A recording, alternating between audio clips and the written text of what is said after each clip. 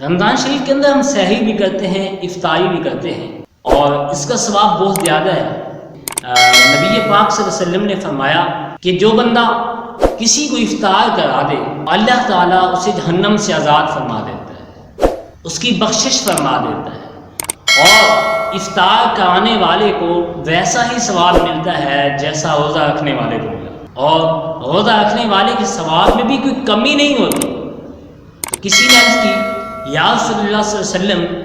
ہم میں سے ہر بندہ تو وہ چیز نہیں پاتا کہ اسے روزے دار کو افطار کرائے۔ تو نبی پاک صلی اللہ علیہ وسلم نے فرمایا، یہ فضیلت تو اسے بھی ملے گی جو روزے دار کو ایک گھونٹ پانی پلا دے،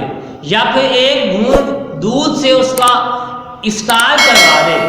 یا پھر ایک کھجور سے اس کا روزہ افطار کروا دے۔ یہ فضیلت اسے بھی ملے گی۔ اور نبی پاک صلی اللہ علیہ وسلم نے فرمایا،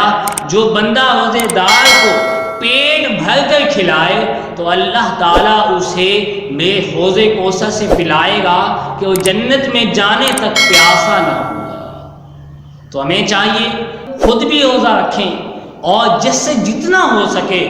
لوگوں کو سحری بھی کروائیں، افطاری بھی کروائیں، اگر زیادہ نہ صحیح تو کم از کم ایک بندے کو تو افطاری لازمی کرائیں تاکہ ہمارا ثواب زیادہ ہو۔